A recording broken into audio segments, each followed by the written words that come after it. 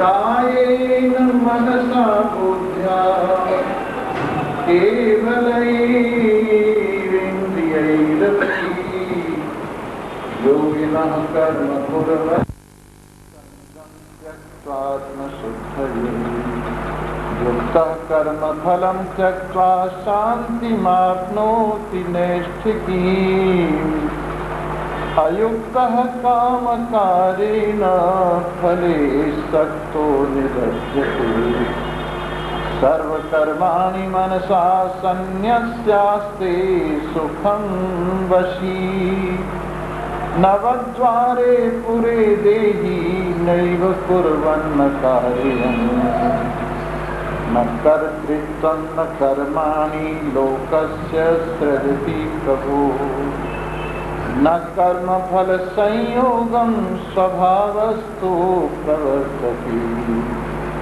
नादत्ते कस्यचित् पापं न चैव सुकृतं विभुः अज्ञानेनावृतं ज्ञानं तेन मुह्यन्ति जन्तवः ज्ञानेन तु तदज्ञानं येषां नाशितमात्मनः तेषामादित्यवज्ञानं प्रकाशयति तत्परम् तद्बुद्धयस्तदात्मानस्तन्निष्ठास्तत्परायणा गच्छन्त्य पुनरावृत्तिं ज्ञाननिर्धूतकल्मषाः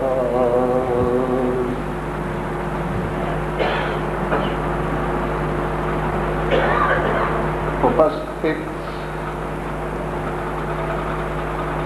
सत्संग प्रेमी सज्जन वृंद,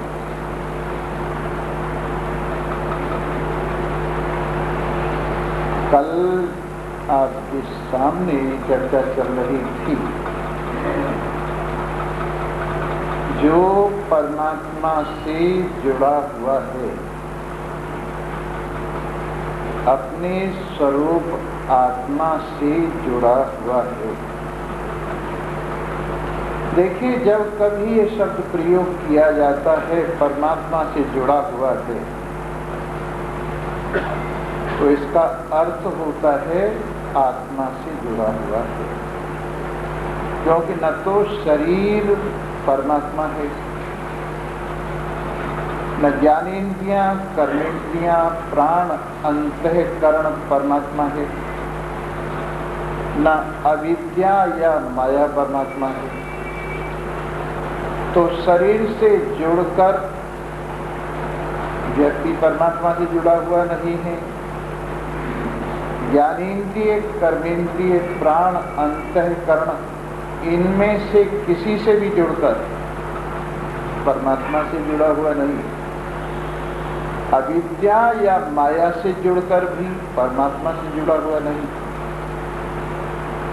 जब इन सबसे ऊपर उठकर शरीर से, कर्मेंद्रिय, ज्ञानेन्द्रिय, प्राण और अंतःकरण से ऊपर उठकर जब शुद्ध सच्चिदानंद ब्रह्म जो सब में एक रस और केवल साक्षी चेतन रूप से विराजमान है, उस तत्व से जुड़ता है तो परमात्मा से जुड़ता है, या यूं कहिए आत्मा से जुड़ता है, एक ही बात है। या तत्व से जुड़ता है तब भी समझिए यही बात है। तो इस प्रकार से तत्ववेत्ता परमात्मा से जुड़ा हुआ, आत्मा से जुड़ा हुआ सुनते हुए, देखते हुए, छूते हुए, चखते हुए, चलते हुए, खाते हुए, श्वास लेते हुए, सोते हुए, वार्तालाप करते हुए, त्यागते हुए, ग्रहण करते हुए, पलक नीचे ऊपर करते हुए, इन सब क्रियाओं के होते रहते भी ये समझ कर कि ये इंद्रियों के कार्य अपने आप ही मुझ आत्मा की उपस्थिति से हो रहे हैं और ये स्वभाव से ऐसे हो रहे हैं जैसे कर्मेंद्रिय, ज्ञानेंद्रिय, विषय और भूत और देवता, इन पांच चीजों का परस्पर संबंध है। जिस प्रकार से कान ज्ञानेंद्रिय है, वाणी कर्मेंद्रिय है और शब्द इनका विषय है और आकाश इनका मूल है। चार चीज तो ये होगी, आकाश, शब्द, कान और वाणी। और एक देवता हो गए, कान का देवता दिशा और वाणी का देवता अग्नि। ये पांच चीज परस्पर स्वाभाविक एक दूसरे में बरतती हैं। इसी प्रकार से त्वचा, हाथ, स्पर्श और वायु, चार चीज तो ये हो गई। वायु से ही त्वचा प्रकट होती है और हाथ प्रकट होते हैं और स्पर्श उसका अपना गुण है। इस प्रकार हाथ, त्वचा, स्पर्श और वायु, चार चीज तो ये हो गई। और पांचवा हो गया देवता तत्व, जो त्वचा का देवता वायु देवता है और हाथ का देवता इंद्र देवता है। इस प्रकार पांचवा तत्व ये देवता हो गए, ये आपस में परस्पर बरतते हैं। इसी प्रकार आंखें हैं, तो आंखों के भी यही चार आप विभाजन कीजिए। आंख है, रूप है, अग्नि है और पैर है, ये चार चीजें हो गई। पैर, आंख और रूप और अग्नि, ये चार चीजें तो ये हो गई। पांचवा देवता, आंखों का देवता सूर्य है और पैरों का देवता वामन भगवान है, जिसको उपेंद्र भी कहा जाता है। इस प्रकार से ये देवता तत्व हो गई। पांचों चीजें परस्पर बरतती हैं। इसी प्रकार रसना हो गई, उपस्थेंद्रिय हो गई और जल हो गया और रस हो गया। चार चीजें तो ये हो गई। और पांचवा देवता तत्व हो गया। रसना का देवता वरुण देवता है और उपस्थेंद्रिय देवता का प्रजापति देवता है, उपस्थेंद्रिय का। और इस प्रकार से ये पांचों चीजें परस्पर आपस में बरतती हैं। इसके बाद नासिका हो गई, गुदा हो गई, गंध हो गई और पृथ्वी हो गई। चार चीजें तो ये हो गई। और पांचवा तत्व देवता हो गया। नासिका का देवता अश्विनी कुमार है और गुदा का देवता मृत्यु है या यमराज है। इस प्रकार ये पांच चीजें आपस में बरतती हैं। और यदि सम्मिलित करके देखा जाए तो अंतःकरण पांचों भूतों के, अपंचीकृत भूतों के मिले हुए सत्वगुण से प्रकट हुआ और प्राण मिले हुए रजोगुण से प्रकट हुआ है और इनके भी देवता हैं। जैसे मन का देवता चंद्रमा है, बुद्धि का देवता ब्रह्मा या बृहस्पति है, चित्त का देवता वासुदेव है और अहंकार का देवता रुद्र है। पांच प्राण और पांच उपप्राण और मन, ये 11 रुद्र कहलाते हैं। 11 इनके रुद्र देवता हैं। इस प्रकार से ये सब खेल आपके सामने रखा गया, जो आदि भौतिक है और आदि दैविक है। और आध्यात्मिक पदार्थ एक परमात्मा है इस प्रकार से ये खेल आध्यात्मिक, आदि दैविक, आदि भौतिक धरातल पर चल रहा है। इसमें से समझने की बात यह है कि जो आध्यात्मिक तत्व है वो तो निर्विकार है, परम शुद्ध है, अचल है, न हिलता है न जुलता है। उसकी उपस्थिति से आदि दैविक और आदि भौतिक दोनों जगतों में हलचल रहती है। इस प्रकार आपने श्रवण किया कि ज्ञानेंद्रियां, कर्मेंद्रियां, उनके धर्म, उनके मूल और उनके देवता किस तरह से आपस में बरतते हैं आत्मा की, परमात्मा की उपस्थिति से। तो इस प्रकार इंद्रियाणि इंद्रियार्थेषु, इंद्रिय इंद्रियों के विषयों में वर्तनता वर्त रही हैं स्वाभाविक ही। इति धार्यन, ऐसा धारण करते हुए ज्ञानवान जो तत्ववेत्ता है, जो आत्मा से जुड़ा हुआ है, जो परमात्मा से जुड़ा हुआ है, मैं कुछ भी नहीं करता हूँ, अकर्ता हूँ, ऐसा स्वीकार करता है, ऐसा अपने आप को मानता है। और वास्तविकता भी यही है। आप अपने को कर्ता मान लें, परंतु ये अंतःकरण का धर्म है, कर्तापना और भोक्तापना। कल हमने एक बात और अंत में छोड़ी थी और कहा था कि करने वाला और भरने वाला कौन है। ये आज के लिए छोड़ा था विषय कि हम ये बताएंगे करने वाला और भरने वाला कौन है। देखिए, एक दृष्टांत दे के मैं आपको ये समझाऊंगा। स्वप्न आप देखते हैं और स्वप्न में एक आपका रूप होता है दौड़ने, भागने, खाने, पीने, चलने, फिरने और भोगने वाला। ये आपका एक रूप होता है। और दूसरा रूप होता है आपका देखने वाला। तो आपके स्वप्न में कितने रूप हुए? दो। वैसे मेरी बात की नकल करके तो नहीं कह रहे, या आपका अनुभव ये कहता है? मैं आपको ये बताऊंगा। जैसे स्वप्न वाले को बीमारी लग गई और जब जागे तो क्या वो जागने वाले को भी बीमारी होती है? जिसने स्वप्न देखा है, जो सुबह को सुनाता है। स्वप्न वाले को रात बीमारी लग गई, वो डॉक्टर के पास गया, उसने दवा ली, वो ठीक हो गया। इतनी सब बातें जिसने रात को देखी और सुबह को जागा, क्या वो भी बीमार होता है? वो बीमार नहीं होता। तो स्वप्न में जो मैं बीमार होता है और जो मैं डॉक्टर के पास जाता है और जो मैं दवा लेता है और जो मैं ठीक हो जाता है, वो मैं असल में नहीं होता है, नकल में होता है। वो कौन सा में होता है? और देखने वाला असल में होता है। और एक दृष्टांत से समझिए।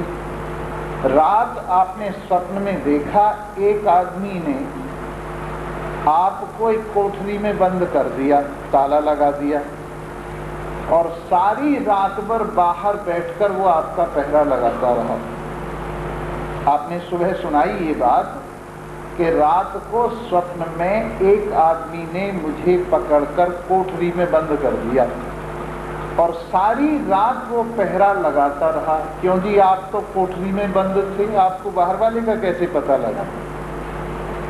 आप तो कह रहे हैं कि मुझे कोठरी में बंद कर दिया और सारी रात बाहर बैठा वो पहरा लगाता रहा। तो आपकी ये बात भला कैसे सिद्ध होगी? आप तो कोठरी में बंद थे। आपको बाहर जो बैठा था सारी रात पहरा लगाता रहा, उसका कैसे पता लगा? तो इसका मतलब ये है कि जो देख रहा है, जो कोठरी में बंद है उसको भी, जो ताला लगाया है उसको भी, जो बाहर बैठा है उसको भी, और कोठरी को भी, वो अलग है, और जो कोठरी में बंद हुआ है वो अलग है। इस तरह से कितनी हो गई मैं? दो मैं हो गई। एक मैं तो कोठरी में बंद और दूसरी मैं देखने वाला। वैसे जागृत में भी है, एक मैं तो कर्ता और भोक्ता, और दूसरी में उसको देखने वाला। एक में तो बीमार और बीमारी का इलाज कराने वाला और दूसरा में देखने वाला। एक में तो बाप और माँ बनने वाला, बेटा और बेटी बनने वाला और दूसरा में इसको देखने वाला। इस देखने वाले को साक्षी में कहते हैं। इस देखने वाले को क्या कहते हैं? जिसका नाम विटनेस है। और जो दिखने वाला में है इसको प्रमाता में कहते हैं। इसका नाम क्या है? प्रमाता में। देखने वाला में है साक्षी में, माने साक्षी चेतन, और दिखने वाला में जो है वो प्रमाता चेतन। तो प्रमाता चेतन तो आपका ऐसे है जैसे दर्पण में मुंह दिख रहा हो, दर्पण वाला। और साक्षी चेतन वो है जो दर्पण में मुंह को देख रहा है, दर्पण में मुंह को देख रहा है। आपकी समझ में एक बात फिर से देखिए, आपने दर्पण हाथ में लिया और दर्पण में आपने मुंह देखा। कितने रूप हुए आपके? एक दिखने वाला और एक देखने वाला। देखने वाला दर्पण से बाहर है और दिखने वाला दर्पण के अंदर है। तो दिखने वाला प्रतिबिंब है और देखने वाला बिंब है। देखने वाला बिंब है। तो जो बिंब रूप में है, जो देखने वाला में है, वो असल है, और जो दिखने वाला में है, प्रतिबिंब है, वो नकल है। तो इस नकल में का नाम है प्रमाता में, और जो असल में है इसका नाम है दृष्टा में, साक्षी में, चेतन में, ब्रह्म में, असंग में। तो ये तो आपकी वास्तविक में है जो देखने वाली है, और जो करने वाली, धरने वाली, भागने वाली, दौड़ने वाली, रोने वाली, धोने वाली स्वप्न की तरह से है, वो आपकी नकल में है। वो आपकी नकल में है। तीसरा दृष्टांत और सुनिए। एक आदमी नदी के किनारे खड़ा है। कहाँ खड़ा है? नदी के किनारे खड़ा है और वो नदी में झांक कर देखता है, तो अपनी उसमें आभास देखता है, अपना उसमें आभास देखता है।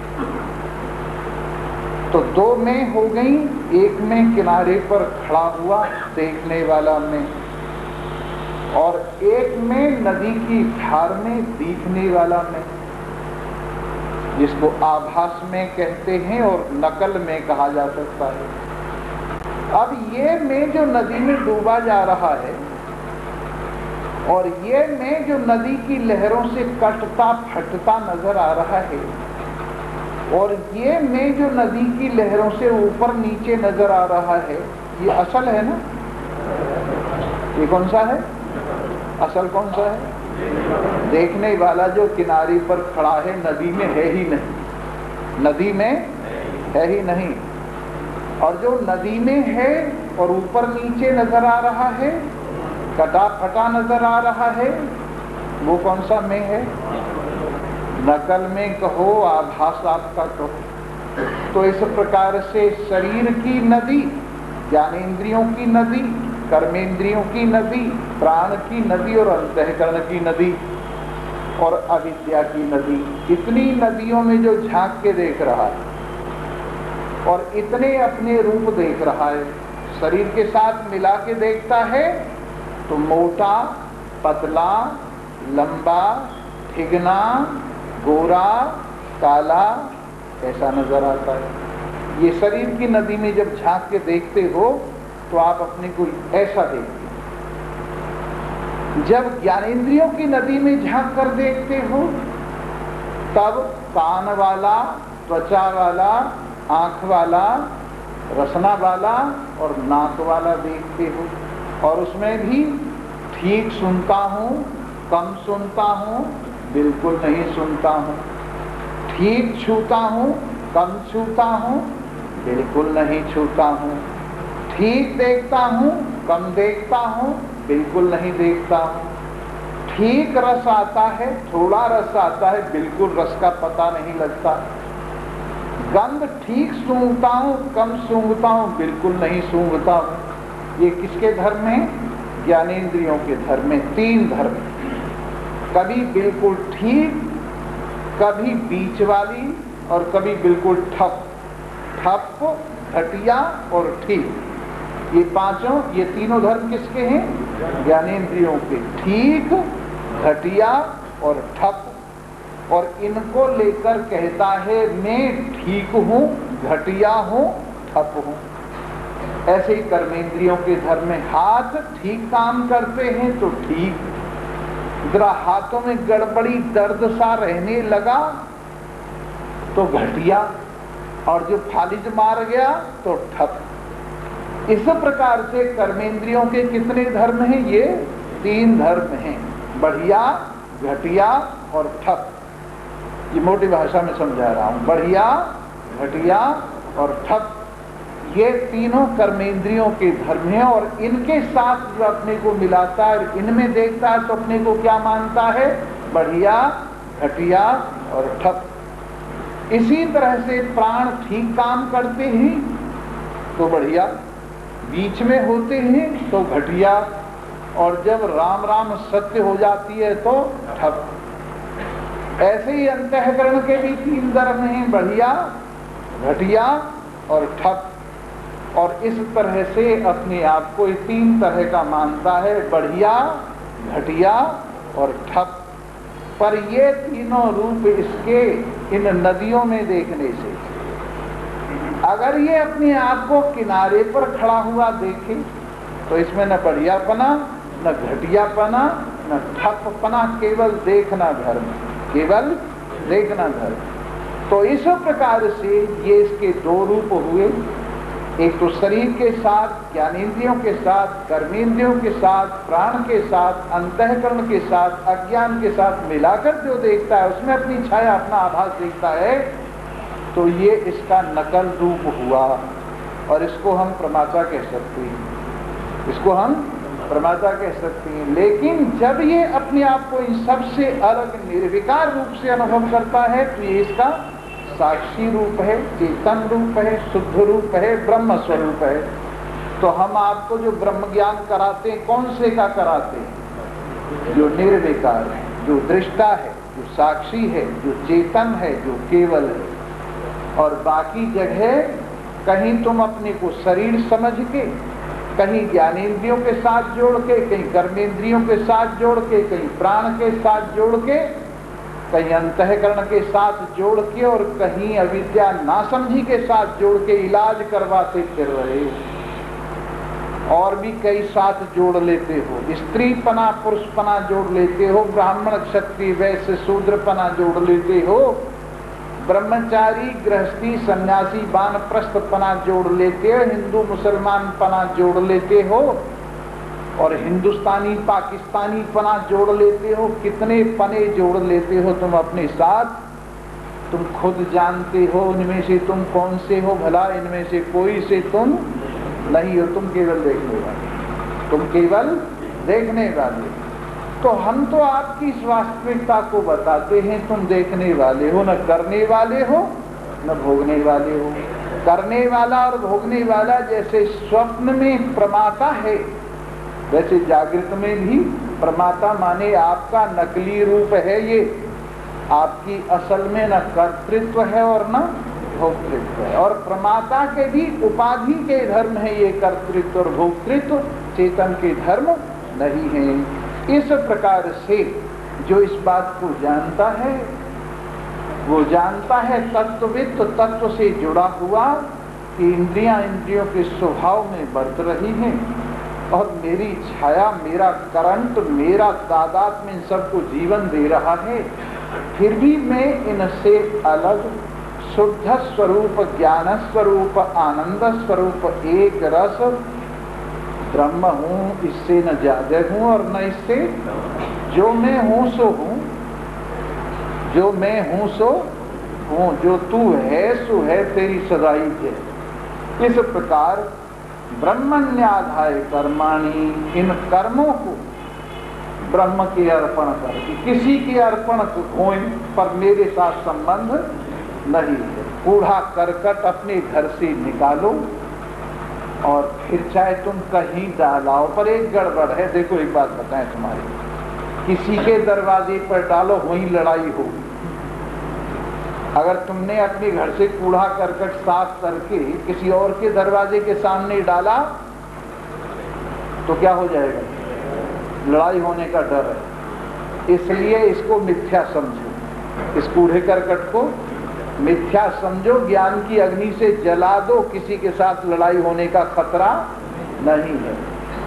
वैसे तो भगवान के प्रति अर्पण कर दो तो भी बोझ हल्का हो जाता है, पर वहां भी जमा रहते हैं, कहीं वापिस न हो जाएं।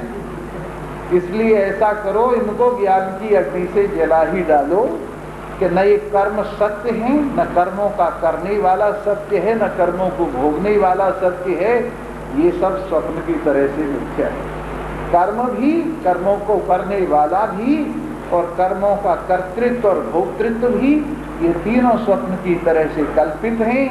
वैसे ये सारा प्रपंच कल्पित है, ये जान के ज्ञान की अग्नि से जला ही डालो। किसी के दरवाजे पर क्यों डालो? बजाय इसके कि अपने घर का कूड़ा लेके अंधेरी सी में दूसरे के यहाँ फेंक आए। ये हमारी आदत है, और हम ये सोचते हैं कि अपनी कमी को बिना किसी के देखे कहीं डाल आओ। खत्म मत करो अपनी कमी को, अपनी बेवकूफ़ी को, अपनी नासमझी को, अपने अज्ञान को, अपनी गलती को हम खत्म करने का प्रयत्न नहीं करते हैं, किसी और के मत्था मढ़ने की कोशिश करते। छोटा सा बालक है, वो भी कोशिश करेगा अपने भाई बहनों के मत्थे मढ़ दे। घरवाली और घरवाला है, आपस में कोशिश करेंगे कि दूसरे के मत्थे मढ़ देंगे। अड़ोसी पड़ोसी हैं, वो भी कोशिश करेंगे कि एक दूसरे के मत्थे मढ़ देंगे।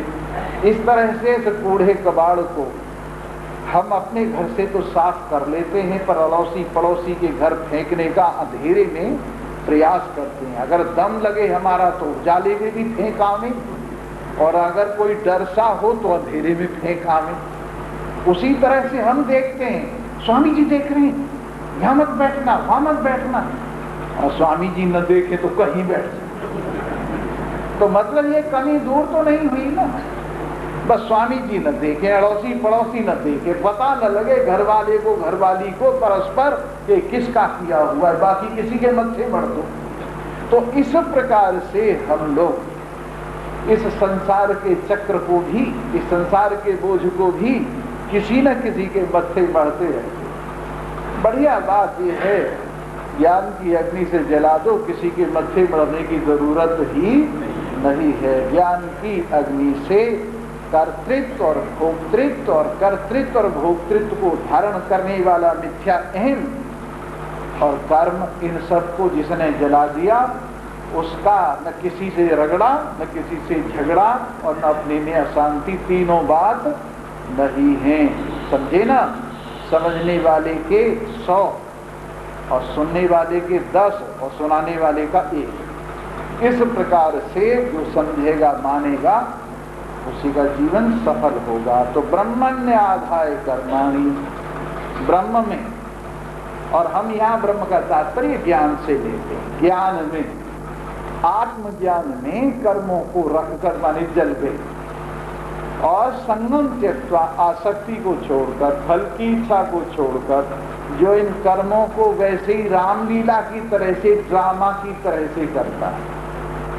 अब आपने देखा है ना, पिक्चरों में कई बार मर जाते हैं एक्टर, और असल में एक बार भी मर के दिखाएं तो उनकी नानी मर जाएगी। पिक्चरों में कई बार 20-20 गोलियां खा लेते, और वैसे एक गोली में जान निकल जाए।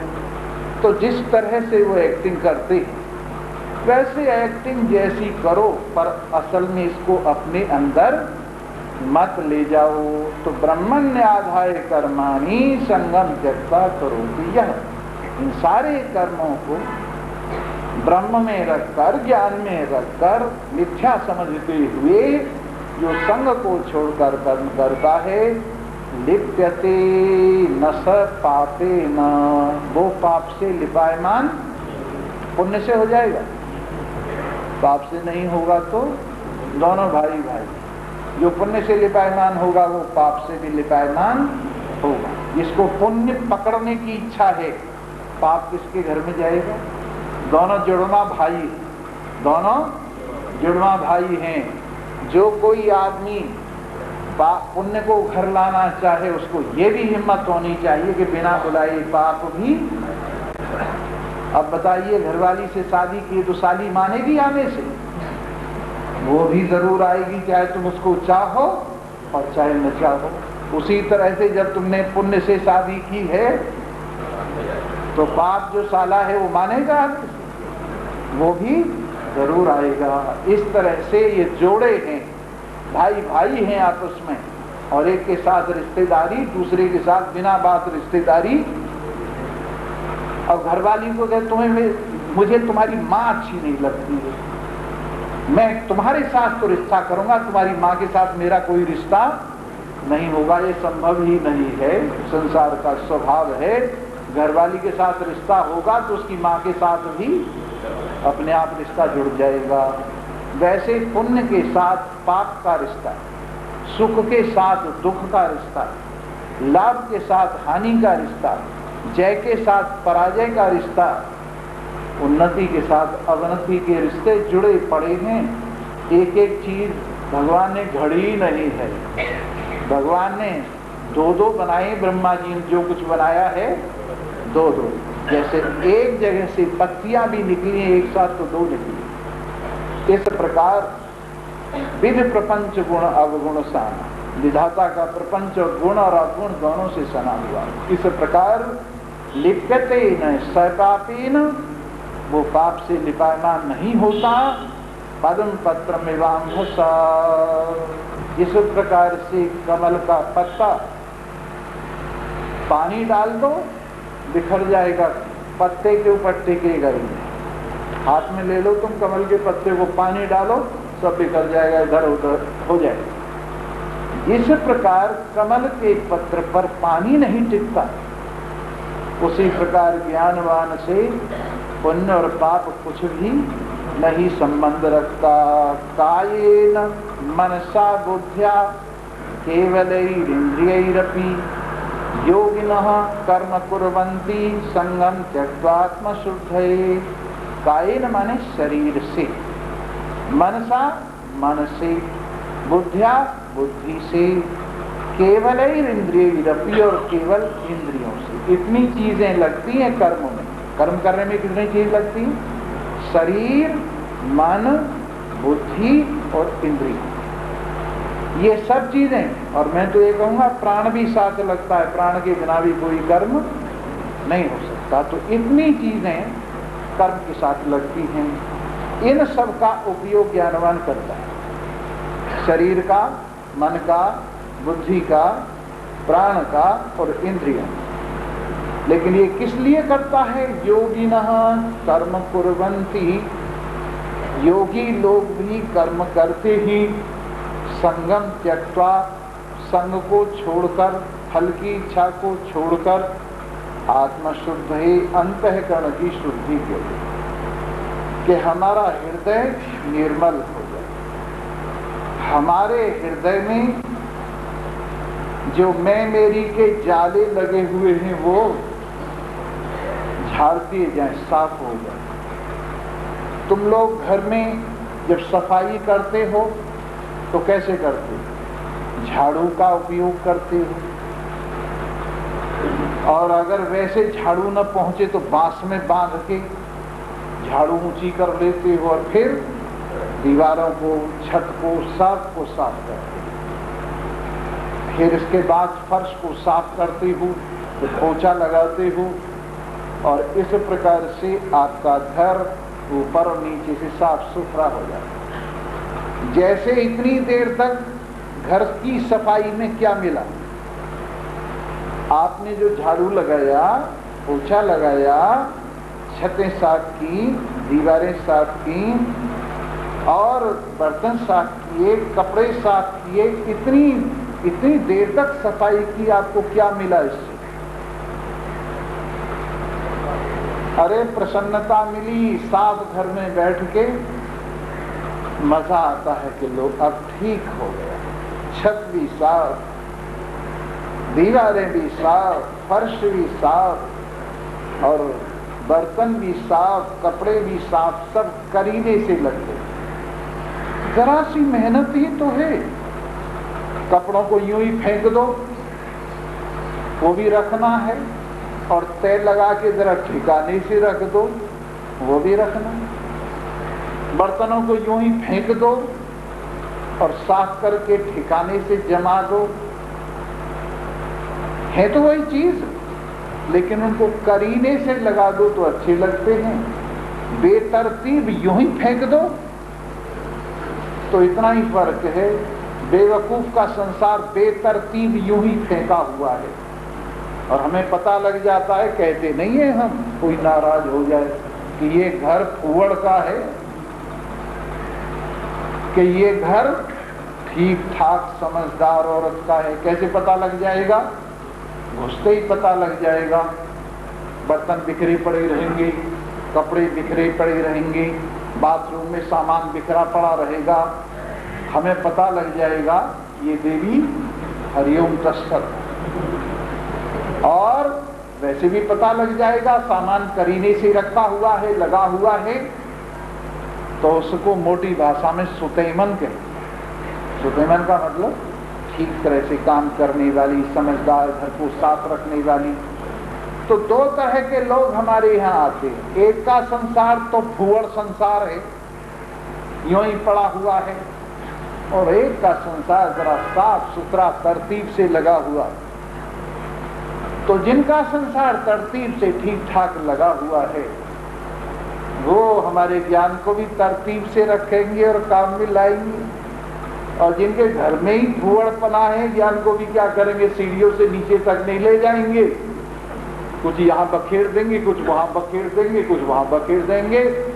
हे प्रभु, आपकी वस्तु आपके ही पास रहे, त्वदीय वस्तु गोविंद तुभ्यमेव समर्पयामि। तुम्हारी वस्तु तुम्हें ही सौंप के जा रही। क्या सुना तुमने कथा में? स्वामी जी कथा बड़ी अच्छी आपकी लगी। मैंने कहा क्या अच्छी लगी? कि जाते ही मुझे तो नींद आ गई। कितने ही दिनों से नींद नहीं आ रही थी, जैसे गई नींद आ गई। तो इस प्रकार से कोई कोई है जो संभालता है।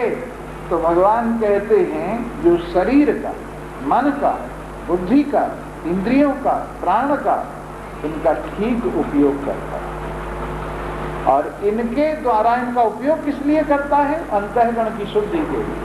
कर्म करता है अंतःकरण की शुद्धि के लिए। किस लिए अपने घर को साफ करता है?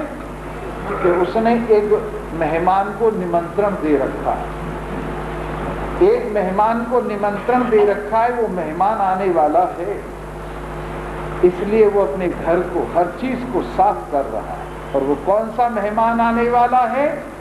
सबसे बड़ा मेहमान, अंतर्यामी, त्रिलोकीनाथ, अखिल ब्रह्मांड में घट घट व्यापी, सबके अपने रिश्तेदार, सबके अपने मित्र, सबके सुख दुख में साथी, सबके आत्मदेव परमात्मा देव रूपी मेहमान को उसने बुलाया हुआ है। इसलिए वो पूरे मन की, पूरे हृदय की सफाई कर रहा है। उसमें अहंकार की बू तक नहीं रहने देना चाहता। उसमें कर्तृत्व और भोक्तृत्व की धूल झाड़ करके, और उसने बिल्कुल सफाई कर ली है और गेट खोल करके बैठा है हृदय की, और त्रिलोकीनाथ का इंतजार कर रहा है। हे प्रभु, हे करुणा निधान, आपका घर आपके लिए साफ सुथरा किया हुआ है, आइए पधारिए।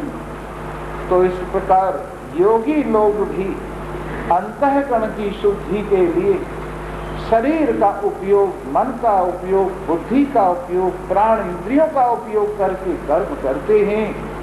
कोई और फल उनको नहीं चाहिए, केवल अपने प्रियतम की प्रसन्नता के लिए, केवल अपने प्यारे की खुशी के लिए, केवल उनके शुभागमन के लिए उन्होंने अपने इस हृदय के मकान को झाड़ कर साफ करके रखा हुआ है, और आसन बिछाकर इंतजार कर रहे हैं, आओ प्रभु, ये कुटिया आपके लिए खुली पड़े। ऐसा तत्व जो कहीं भी नहीं समाता है, वो हृदय के अंदर समा जाता है। इस प्रकार आत्मशुद्ध है, अंतःकरण की शुद्धि के लिए, जिससे अंतःकरण की शुद्धि होने पर परमात्मा की प्राप्ति होती है, उसकी शुद्धि के लिए योगी लोग भी कर्म करते हैं। युक्तः कर्म फलम त्यक्त्वा शांतिम आप्नोति नैष्ठिकीम अयुक्तः कामकारेण फले सक्तो निबध्यते। दोनों लाइनों में दो तरह के आदमियों को बताया है। युक्तः जो परमात्मा से जुड़ा हुआ है, जिसकी श्रद्धा परमात्मा में है, और जो परमात्मा वाला है, जैसे तांगे वाला, कई वाले हैं, खानदानी वाले हैं, कई पत्थर वाले, छाते वाले, जनेरी वाले, शोरा वाला, और कई वाले हैं ये खानदानी वाले। खानदान से वही काम होता आया है। बोलो सच्चिदानंद। इसको जगा देना मूर्खानंद को। हाँ, तो कई वाले नींद वाला है। तो ये वाले जितने हैं, ये सांसारिक संपत्ति, सांसारिक धन, सांसारिक वैभव, सांसारिक वस्तुओं वाले हैं। और ये वालापन बदलता रहता है, निकल जाता है। लेकिन एक होते हैं राम वाले, भगवान वाले, आत्म वाले, आत्मवंत, रामवंत। ऐसे लोग जुड़े हुए कहे जाते हैं। किनसे जुड़े हुए? परमात्मा से, जिनका सब कुछ त्वमेव माता च पिता त्वमेव, त्वमेव बंधुश्च सखा त्वमेव, त्वमेव विद्या द्रविणं त्वमेव, त्वमेव सर्वं मम देव देव, त्वमेव माता च पिता त्वमेव। माँ के नाते से आप ही मेरी माँ, पिता के नाते से आप ही मेरे पिता हो, बंधु के नाते से आप ही मेरे बंधु, सखा के मित्र के नाते से आप ही मेरे मित्र हो, विद्या के नाते से आप ही मेरी विद्या हो, धन के नाते से आप ही मेरी धन हो। मैं क्या कहूँ, मोहितो ही नाते अनेक मानिए स्वभावे। मुझे और आपको बहुत से नाते हैं, जो आपको अच्छा लगता हो वही नाता जोड़ के मेरे हृदय में आप विराजमान होइए प्रभु। हो प्रसिद्ध पात की तो पाप पुंजहारी। एक नाता तो ये है, पहले तुलसीदास जी ने यहाँ से नाते शुरू किए। हो प्रसिद्ध पात की तो पाप पुंजहारी। मैं प्रसिद्ध पापी हूं तो आप पापों के समुदायों को हरण करने वाले। और नाते बाद में बताए और सब में आखिर में कहा, मोहितो ही नाते अनेक मानिए स्वभावे। मुझे और आपको बहुत से नाते, जो आपको अच्छा लगता हो उसी नाते से आप कृपा कीजिए। तो इस प्रकार जो भगवान से जुड़ा हुआ है, सारे नाते उसके भगवान से ही जुड़े हुए। तुलसीदास जी ने कहा, ये मन भगवान से जुड़ा रहे और भगवान मन से जुड़ा रहे, इन दोनों को क्या किया जाए? तो कहते हैं मन को भगवान के चरणों में बांध दो और भगवान को मन के साथ बांध दो। कैसे बांधे इन दोनों को? ये जो ममता के धागे हैं, सबकी ममता ताग बटोरी। छोटे छोटे धागे, जैसे माँ के प्रति ममता है, बाप के प्रति ममता है, बच्चों के प्रति, घरवाली के प्रति, धन के प्रति ममता है, और हजारों तरह की ममताओं के धागे लो, इकट्ठा करो और इनको सबको बांटे दे के एक मोटा रस्सा बनाओ और उस रस्से से अपना मन भगवान के चरणों से बांध लो, या भगवान को अपने मन से बांध लो। सारी ममता के धागों को इकट्ठा करके वहां से लेकर के एक मोटा रास्ता बनाओ धागे का, सूत का, और भगवान के साथ अपने मन को उस रस्से से बांध दो। फिर न मन इधर जाएगा न भगवान उधर जाएगा। तो इस प्रकार युक्त जो जुड़ा हुआ परमात्मा से, कर्म फलम त्यक्त्वा, कर्म फल का त्याग करके उसकी दृष्टि में कर्म नहीं, कर्म कराने वाले, कर्म सौंपने वाले परमात्मा की ओर ध्यान है और उनकी प्रसन्नता के लिए उसने फल की इच्छा छोड़कर कर्म किया है। इसलिए वह अंतःकरण की शुद्धि को प्राप्त होता हुआ, ज्ञान को प्राप्त होता हुआ, अपनी नैष्ठ की जो निष्ठा से प्राप्त की जाती है उस शांति को जो सदा रहती है प्राप्त कर लेता है। और अयुक्त जो भगवान से जुड़ा हुआ नहीं है, वो कामनाओं के द्वारा जोता हुआ, फल में बंधा हुआ, हर जगह बंधा हुआ है, जहां जाए वहीं बंधा हुआ है, जहां जाए वहीं बंधा हुआ है। और जो परमात्मा से जुड़ा हुआ है वो कहीं भी बंधा हुआ नहीं है, सब जगह से खुला है। एक परमात्मा का प्रेम सारे मोहों को जीतने में आपकी सहायता करता है और सारे मोहों से आपको उबार लेता है। और भगवान से मन हटाया हुआ पता नहीं कहां कहां मन लगाकर धक्के खाता फिरता है और हर जगह दर दर कुत्ता फिरत है, दर दर दुर दुर होई, एक ही दर का होई रहे तो दुर दुर कहे न कोई। दर दर कुत्ता फिरत है, दर दर दुर दुर होई, एक ही दर का होई रहे तो दुर दुर कहे न कोई। हे मनसाराम, तुम जहां तहां दूसरों के दरवाजे झांकते फिरते हो और एक टुकड़े के पीछे डंडे और पट्टे खाते फिरते, और सर्व सामर्थ्यशील परमात्मा के दरवाजे पर यदि आ जाओ तो तुम्हें फिर दुर दुर न होना पड़े, अपमानित न होना पड़े, डंडे और बट्टे न खाने पड़े, तुम्हें परम शांति मिलती। इस प्रकार समझदार भगवान से जुड़कर, परमात्मा से जुड़कर, स्वरूप में निष्ठा रखते हुए, कर्म फल का परित्याग करते हुए नैष्ठ की शांति, अपने स्वरूप में स्थिति वाली शांति को प्राप्त हो जाती है। और जो भगवान से जुड़े हुए नहीं, सत्य से, परमात्मा से जुड़े हुए नहीं, वो इच्छाओं के द्वारा जुड़े हुए लोग इस संसार में फल की आसक्ति से युक्त हर जगह बंधे हुए हैं, बंधन वाले हैं। इन्हीं शब्दों के साथ आज शनिश्चर उतर गया और कल को इतवार को कथा होगी 8 बजे से 9 बजे तक।